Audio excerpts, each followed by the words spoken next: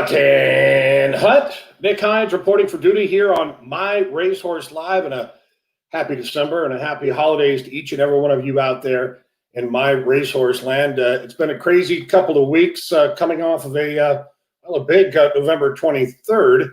But without further ado, I want to bring in our team members, our social media correspondent, the hostess with the mostest, and that would be one Hannah Bloom, of course, our operations manager, Joe Mishak, and our West Coast racing manager, who does just about it all. That's Joe Moran. Good morning and good afternoon, depending upon where you are. Good morning. How are you doing? Oh, I'm good. Gentlemen, how are you feeling about today's show? You look lively and up and at 'em. Yeah, glad to be back on the show, and I'm ready to roll and have a good time today. I'm ready as always, and happy to have Mr. Mishak back on board with us. So many I words. love it, Joe. I love it, Joe. Joe Moran, you look like you're ready for that the holiday spirit. You know, usually during this time of the year, they're letting it grow out, but you're looking trim and smart and young and vital, my friend. So welcome, and we've got a great show for you all today, and of course, you heard the breaking announcement with the Grade 1 winning Collusion Illusion being added to the My Racehorse lineup. I know I'm excited. You know, of course, the first day after Christmas is the Grade 1 Malibu Stakes, and that's a race that so many of us would hope and want to win. As we move forward in today's show, we're also going to welcome in a special guest and a shareholder in Desiree. She's been a longtime horse owner, and she is a proud participant of the My Racehorse team, so we'll be bringing her on as a guest a bit later on today, as well as to discuss the yearlings and just all things social. And, of course, be sure to send those questions into Hannah, and she'll be sure to pass those along. Well, we began today's show on a little bit of a somber note. Unfortunately, we received some news from our trainer, Richard Baltus, on the heels of what was an exhilarating win.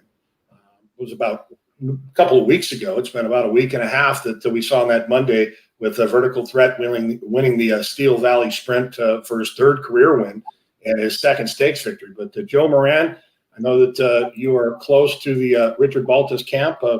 What do you have for us? Yeah, it's a prime example of dealing with the ups and downs of this game, and really trying to stay in that middle ground. But unfortunately, when he returned to San Luis Rey, Ruben Losa, the assistant trainer at San Luis Rey, went over him, routine inspection. He had some inflammation in both knees.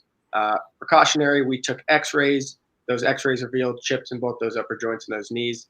It's a pretty routine thing. They're going to go in, pluck those chips out. Hopefully he'll get, 4 months off and be able to resume training and prepare for a spring-summer campaign, and hopefully point for the sprint next year. So that's kind of the plan. And pending everything goes well, the prognosis is excellent for return of racing, and everything should go smooth.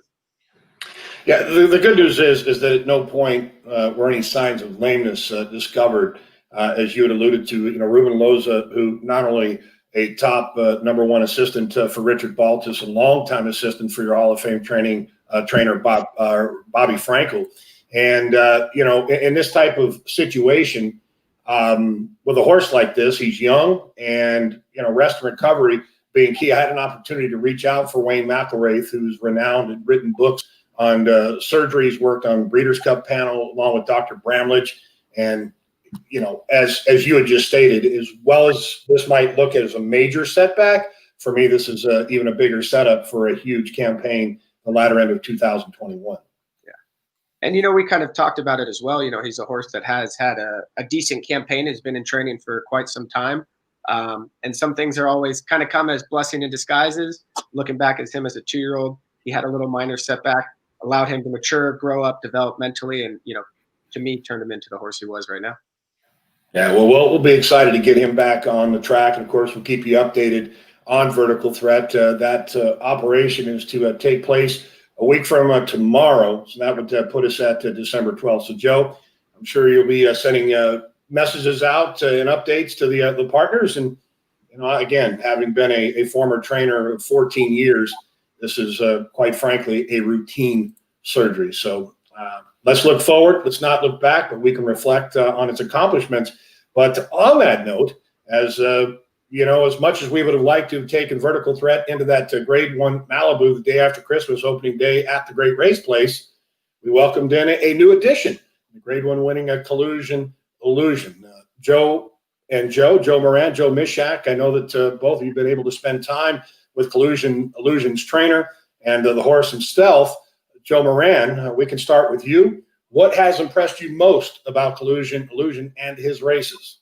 Yeah, I think the most impressive thing is Mark Latt's been a longtime friend of mine and personal trainer, so I've known him well. I followed this horse from the early stages, and one of the things that you won't see too often with trainer Mark Latt is that early on 2-year-old winning action and going right into stakes company the way he did. This horse has always caught his attention. Mark from the early stages always said this was his best 2-year-old last year. Super high on him, and just ultimately his consistency has been the most impressive thing to me. Obviously his one time going 2 turns as a 2-year-old, the horse came out of the race fine. So luckily there was no structural issue, and they just kind of drew a line through that race. He came back super impressively against Olders in a 2 other than allowance race, which at the time I thought was very tough. The horse Collusion Illusion was lightly raced at that time. So he's been a horse that's just always, overcame adversity. And I think this is just another step. He's going to overcome adversity again. Well, it's interesting when you look at the road that Collusion Illusion has taken on. And since the very beginning, as we have developed our relationship and trying to acquire young horses, Collusion Illusion was involved in the 2-year-old training sale back in 2019. At the time, we didn't quite have the salary cap, Joe Mishak. And this was a horse that we had followed through and throughout his career, and obviously won the best pal at Del Mar that year. Something went amiss in the Grade 1 American Pharoah. Nothing that was physical. It was strictly mental, according to trainer Mark Latt. But the fact that he was able to take that game into his 3-year-old year, win the Grade 1 Bing Crosby, the Breeders' Cup Sprint was a much troubled effort. But in reference to Collusion Illusion, knowing he's a Grade 1 winning son of Twirling Candy, where does that place him as a stallion prospect, the fact that he already has that Grade 1 credential? Yeah, no doubt. And obviously you alluded to the 2-year-old training sale last year, that the three of us obviously had him on our radar from the very beginning of his career. And so it's nice when you can actually, like you alluded to, we didn't have the salary cap, so to speak, back then to get that horse, but we followed his career. We saw, him do what he's done. And now we're lucky to have a ticket to play the game, so to speak. So, it's nice to see Collusion Illusion in where he's progressed to. But, Nick, I think you'd agree one of the cool things about My Racehorse and the platform is, our spread of offerings, right? Well, we have yearlings, we have, horses of race readiness, and, they all offer different prerogatives, different perspectives, different journeys.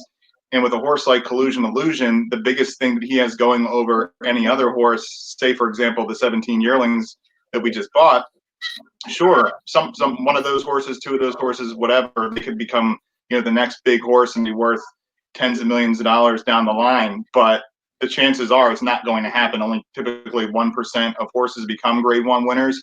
Well, Collusion Illusion's already done that, right? So for people out there that don't know what a Grade 1 or what it takes to get to the breeding shed, it typically is a Grade 1 win for a colt to get the call. I kind of, Nick, you and I joke around about our very bad football teams, the Eagles and the Cowboys. And what I kind of compare it to is you have this discussion, right, of quarterbacks that, win a Super Bowl, don't win a Super Bowl. Well, if you win the Super Bowl, you typically get that call to Canton, Ohio, right, and get in the Hall of Fame. As a horse, you get a Grade 1 win, you typically get that call to the breeding shed.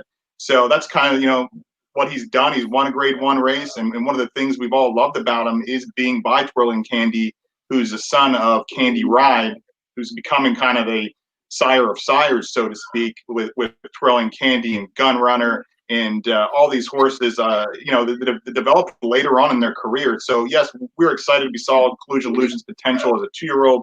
Obviously, he did it as a 2-year-old. He did it as a 3-year-old, but so did Gun Runner, right? But Gun Runner looked like he had kind of maybe some limitations even as a 3-year-old. But he came back as a 4-year-old, and wow, what did he do, right?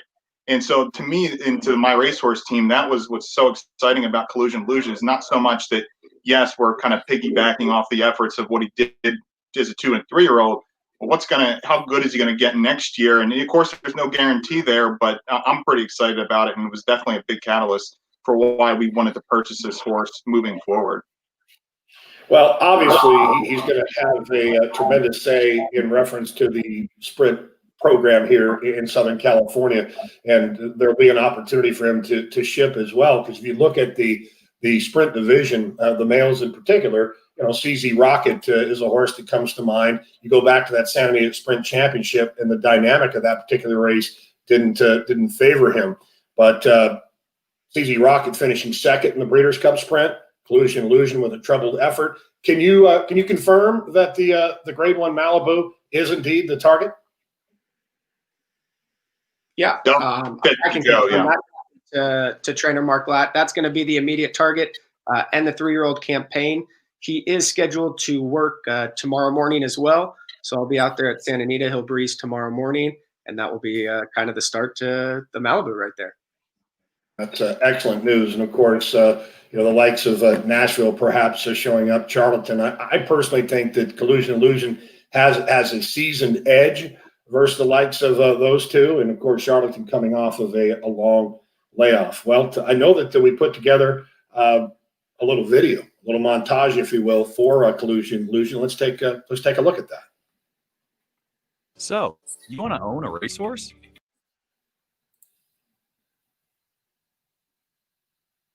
And Collusion Illusion won it. Collusion Illusion won it.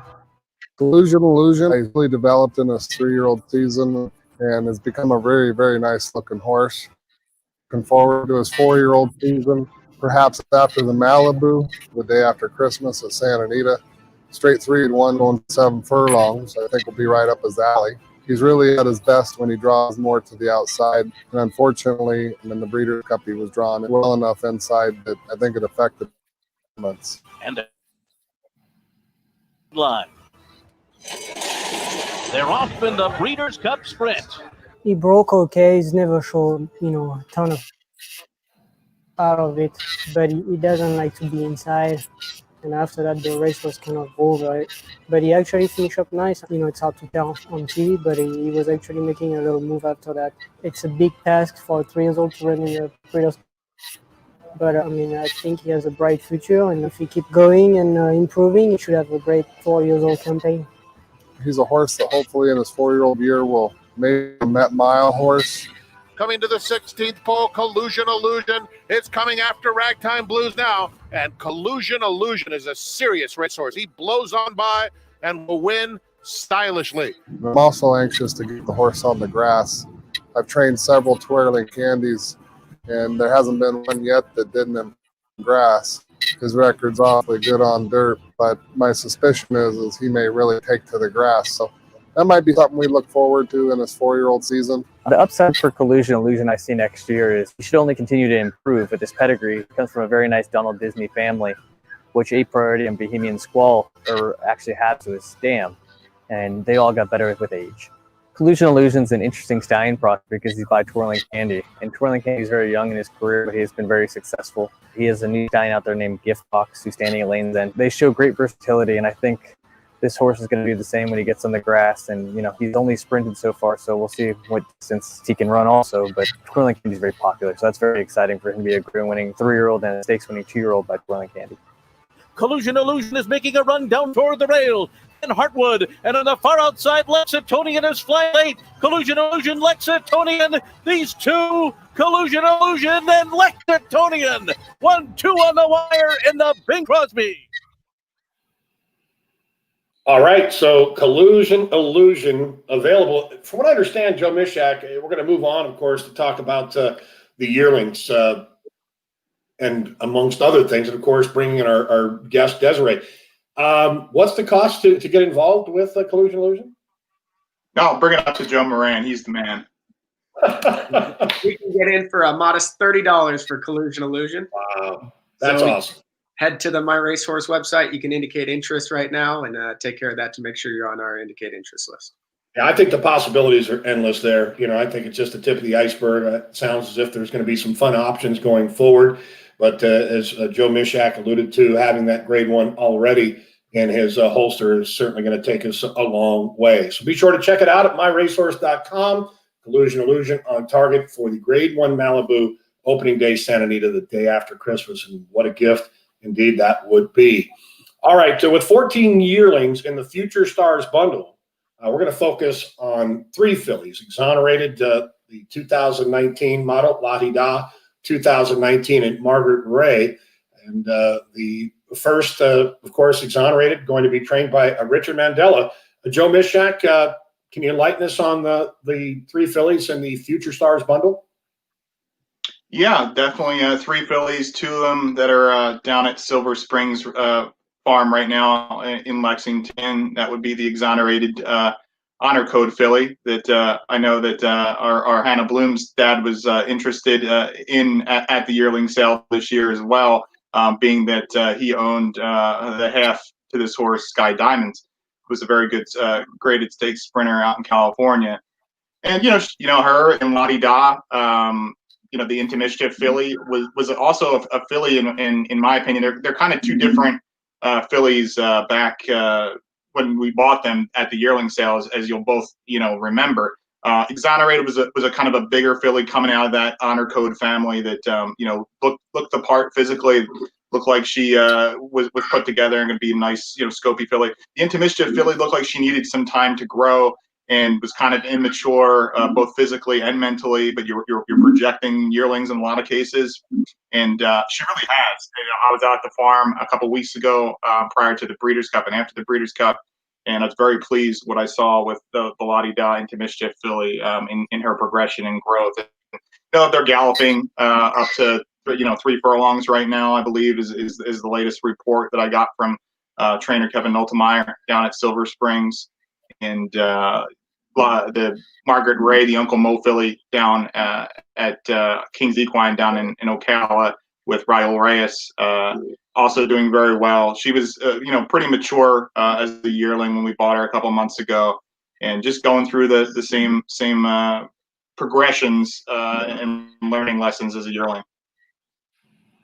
All right, Joe Moran, obviously we had an opportunity collectively as a group to see these young prospects, and Lottie Da, that was the horse there on the outside. And do you have a particular favorite of the 3?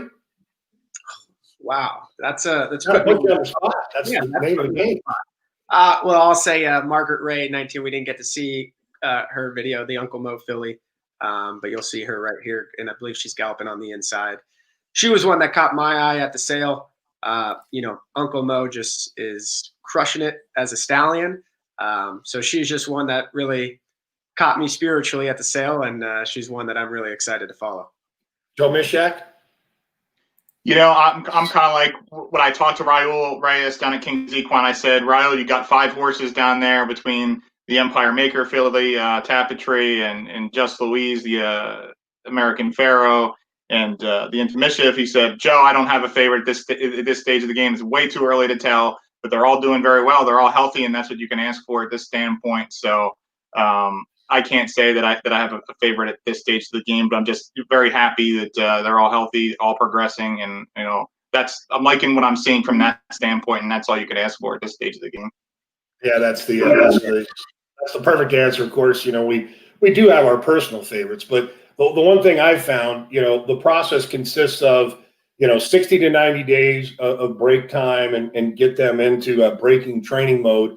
And essentially you give them maybe 30 to 60 days of respite and then put them into race training at that point in time.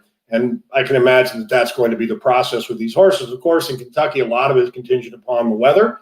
And, it's been relatively good outside of a freeze that we'd had a couple of days ago. So the updates look simply awesome. So well done in that department. So we'll keep you updated on those.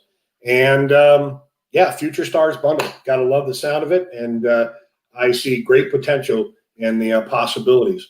All right, well, hopefully you were with us for the live show a week and a half ago when we saw Vertical Threat who absolutely demolished the field in the Steel Valley Sprint to earn his second career stakes win, and it was a sheer dominance. He earned a 102 Beyer speed figure, which was by his best speed figure to date. But today, we have the honor in bringing on one of our shareholders, one of our partners, and one that has had a long range of experience in owning horses. We bring in Desiree. Desiree, good day. Hi, Sarge. Thanks for having me on. Oh, it's a pleasure. It's a pleasure, and it's a joy, of course, here on this Friday to have you part of the program on My Racehorse Live. But again, tell us about how you heard of MyRacehorse.com. I actually saw a commercial about a year and a half ago. I knew I loved racing, and I, like most people, didn't really have a way into it. It's a little bit daunting to get involved with. And I was either watching America's Day at the Races or TVG, and I saw your ad, and I had explored other partnerships, and they too were a little still cost prohibitive. And I saw your ad, and I looked you up, and I think I bought my first share that night. Wow. Well, I was under the impression you had actually owned racehorses before. So no, I train saddlebred show horses. So I own lots of horses, and we have about 55 here at the farm right now. Wow. But I was just a racehorse fan. Do you have any saddle horses out there that could maybe sprint with vertical threat? Not a chance. Beautiful. Well, obviously you heard the news regarding the fact that he's going to need some time, and we can touch on that in a moment. But how would you describe your experience as a My Racehorse owner? Obviously coming in as a micro share owner, people invest, and they have the trepidation of am I going to get the experience? Am I going to get the fulfillment of being a horse owner? Describe that experience to us. Absolutely. I kind of already know what being a horse owner is like, and also having customers and bringing them in, new time customers into horses, know what they can experience and get out of it emotionally. I think you've done a very good job delivering that. I came into it before, but maybe about a year and a half ago, before all the COVID started, and had a lot of events, and they were very fun, and it was very interactive, and I had a great time, and I traveled around. I went to New Orleans a couple times to watch some of the mares race, and unfortunately, when all this happened in March and everything had to stop, I felt like a lot of your newer shareholders, particularly maybe the authentic people who didn't come in until this summer, kind of missed out on all that and weren't getting the full experience, which is kind of where I started throwing parties, so they got more of a horse experience.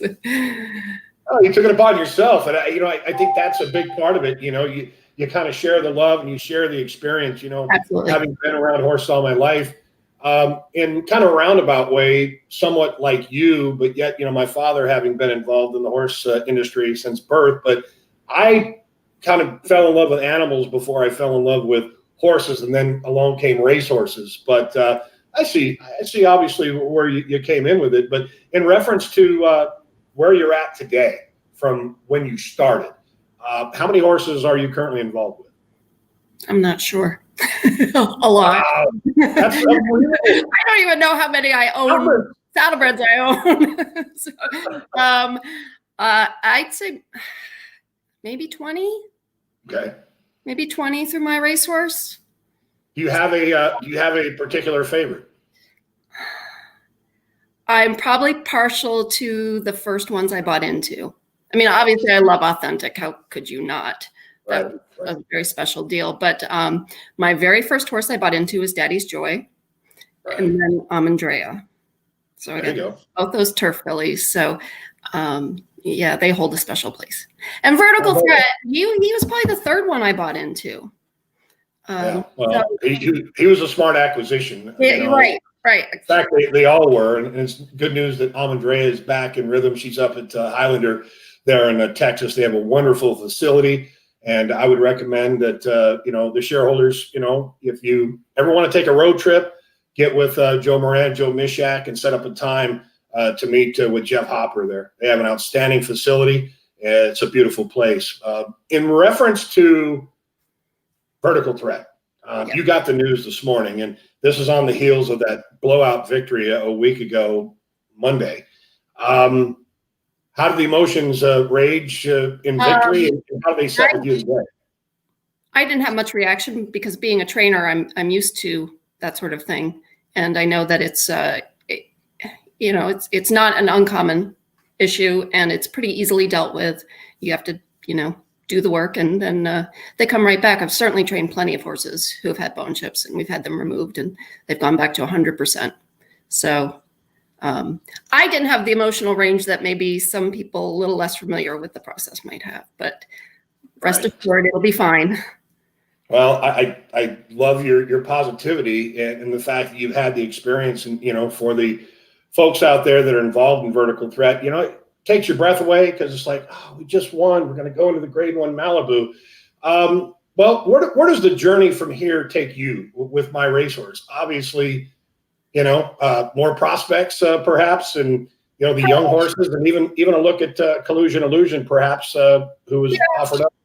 Yeah, I mean, I actually went out and purchased a couple yearlings on my own, so that was a big jump. But in terms of my racehorse involvement, I really like being involved with the yearlings. Wait a minute, did you say on your own? You went on your own? Yeah. I love it. I bought 2 ponies, so we will see what happens. But I'm able to do that. Not most people aren't in that situation with a barn 15 minutes from Keeneland. Yeah, no. Right. That is fantastic. But well, I can only hope that, as the world tries to work itself back into semi-normalcy, hopefully we'll be kind of swinging at Keeneland in spring, and we'll have one of our big events, and we'll have the opportunity to meet each other, and we'll have a wonderful congregation in the winter circle. That sounds like a good plan. Hoorah. I love it. Desiree, this salute goes out to you. Thank you for your time. And, we look forward to having you on future shows, if at all you're available for us. Well, thank you for having me. And on behalf, I think I'm representing here for the rest of your shareholders, and they all appreciate you very much. You are the perfect spokesperson. Thank you so much. And, I guess we'll see you in the winter circle the next time we meet. Sounds good to me. All right. Thank you, Desiree. Desiree DeVries, she brings a wonderful spirit in the light of, again, a situation where we came on today and announced that the vertical threat would require some time. And it's fortunate in an unfortunate. Well, thank you, Desiree, for that. And last week, My Racehorse and I Am Horse Racing announced their partnership. Let me get that out. Hannah, could you give us a little bit of an insight on what that means? I Am Horse Racing. Why did I struggle with that? It's okay. It's a total story. I'm still smiling from Desiree. So that was such a great interview, and I think, gosh, we could have her on every week. She's such a great spokesperson, as you said, for My Racehorse, and kind of going through the ups and downs as well. But yes, very excited about this new partnership with My Racehorse and I'm Horse Racing.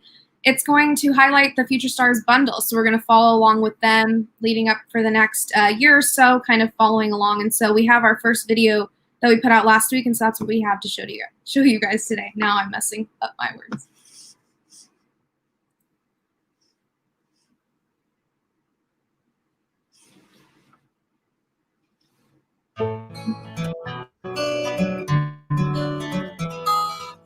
I'm Kurt, and I'm the track announcer and the sales announcer for Keeneland Racecourse. I would say for the time I was about 9 years old, I would go with my dad, and I would go with him to sale venues and to racing venues, and something about the sport really caught my eye. Originally began here as the track announcer, which is a position I still hold today, and then by the 2000-year sale, a chance on board also starting with sales as well as racing, and it's a lot of fun to be involved with both aspects.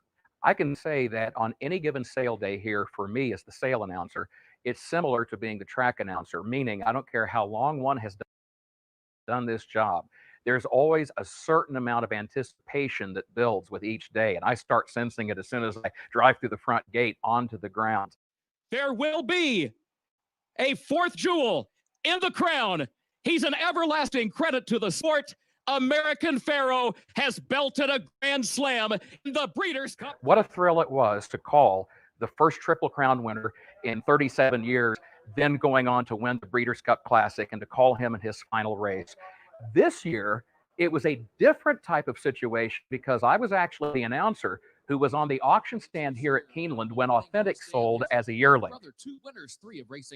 So for me to be able to have a chance a couple of years later to be the track announcer that gets to call him winning the Breeders' Cup Classic, that has vaulted to the top 10, probably the top 5 of my personal favorite career experiences. Probable then global campaign, Tacitus, 'tis the law, all behind Authentic, who strides away in the Keeneland sunset for John Velasquez, authentic.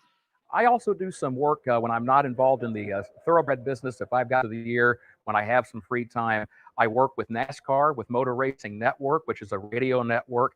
And that's fun for me. And one of the things I enjoy about it, I like the crossover between the two sports, because when I go to that side, I'll have the motorsports people that will ask me questions about the thoroughbred industry. And in the same fashion, I get folks in the thoroughbred business who will ask me questions about NASCAR. And I really enjoy that chance to be an ambassador for both sports.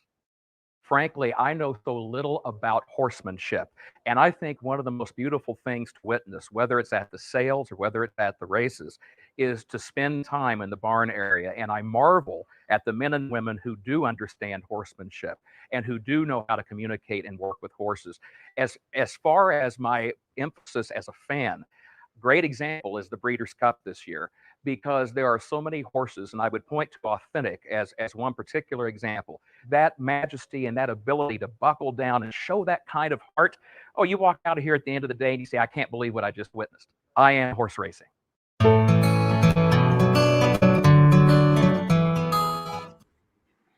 Well, you won't meet a nicer person in the industry outside of you, of course, Hannah.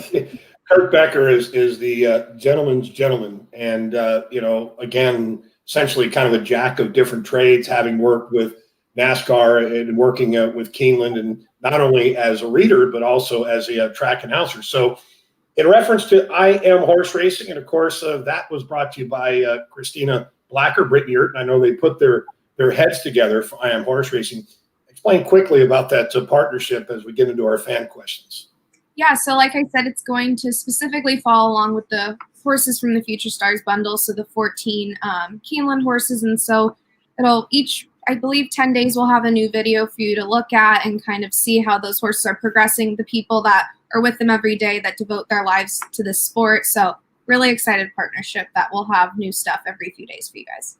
All right, we look forward to that. And of course, being part of TVG, Television Games, and having been a former trainer and involved in the game heavily, I absolutely adore those updates, and I think they do a tremendous job. All right, Hannah, I know that we're running short on some time here, but we've got some fan questions, I'm sure. We do, and the first one I have is actually perfect for you, so this works out great. We get so many comments that I'm actually not able to scroll all the way to the top that I had in mind for you, but it was due to, it was about yearlings and asking why some of them would benefit more from not starting right away and having more time. Well, I think first and foremost, physical, maturity, immaturity, date of birth, born earlier in the year as opposed to later. Pedigree obviously comes to mind. Horses that are maybe bred to go further, and even perhaps not only dirt, but or on turf. So they're all individuals in their own sense. I'm kind of also looking, for example, at Michael Jordan, who didn't step on to a basketball court and didn't play organized basketball until he was in high school. So that might give you some perspective on that. So it's timing. All right, I like that answer. I'm going to bring in both Joes again so that we can answer a few of these other questions. Joe Moran, West Coast based. A few people asking about Moonlight d'Oro. When will she race next? How is she doing? Yeah, she's doing great. She got back to Santa Anita from Del Mar on Wednesday afternoon. She'll work tomorrow at 7:45 at Santa Anita, and she is on track for the following Sunday, December 13th at Los Alamitos, main special weight, going a mile on the dirt. Perfect. And then I know we definitely alluded to this earlier in the show, but plenty of people excited about Collusion Illusion. I know myself too, but they're asking next race. I know I'll probably answer that question, but. Yeah, the Grade 1 Malibu on December 26th. Perfect. Well, I think, and of course, we're getting a lot of questions about naming. We did answer that on the last show. Stay tuned, and we'll have more for you guys in the future. But I think that kind of wraps it up questions-wise today. All right. Well, Hannah, Joe, once again, it was a wonderful show. And, of course, I think the cherry on top of the sundae was having our special guest, Desiree DeRise, coming in and sharing her experiences and, in light of the ebbs and flows and the highs and lows of the game, as we discussed in Vertical Threat. But I want to tell you all that we appreciate your time out there and joining us in My Racehorse Land. Are we planning on any live shows before the holiday at the end of the month? I'm sure we will, right? I assume so. I would think so. I All would right. stay tuned.